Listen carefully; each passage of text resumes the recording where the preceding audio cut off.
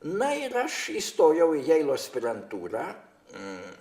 Aspirantūrą gavau šiokią tokią stipendiją. Taip pat paėmiau paskolą iš universiteto, kurią vėliau gražinau. Man tas užtruko 9 metus gražinti tą paskolą. Ir pradėjau studijuoti ir per porą metų išlaikiau visus reikalingus egzaminus ir apsigyniau disertaciją.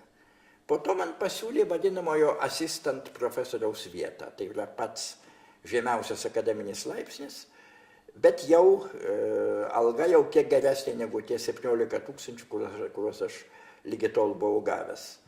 Kiek geresnė, gal porą kartų geresnė. Vis tiek skaitosi labai nedidelė. Ir darbo nemažai.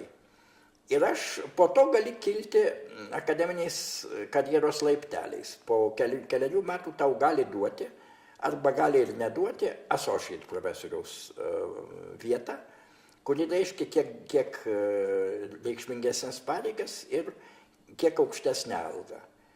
O toliau po 9 metų jau sprendžiama, ar tau duos pilną profesorių ar neduos, vadinama full professor. Pilnas profesorius tai yra aukščiausias įmanomas laipsnis, kurį Jeile labai retai kas gauna. Ypatingai jie nemėgsta duoti to laipsnio tiems, kuriuos patys išaugino. Kada žmogus Jeile išdirba 9 metus, jis paprastai ieško darbo kitame universitete. Paprastai prastesnėme.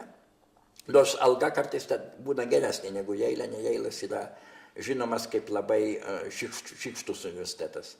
Sako, kam jums tie pinigai, jūs Jeile čia esate pasaulinės kultūros centre, tai jums pakankama kompensacija. O ten sėdėsit kur nors provincijoje, pinigus gausit geresnius, bet ten nei koncertų, nei teatro, nei įdomių paskaitų, nei, taip sakant, o čia jūs vertate pačiame tame pasaulinės kultūros katile. Todėl ir algos pas mus mažesnės.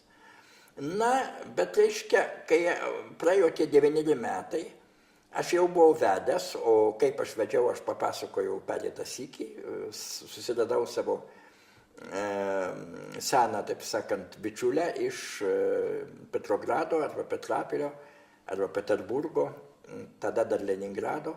Bet jau buvo nauji laikai, jau vadavosi ir Lietuva, ir Rusija iš tarybinės valdžios. Ir iškviečiau tą savo buvusią draugę į Ameriką ir pasiūliau jai susituokti ir susituokėm.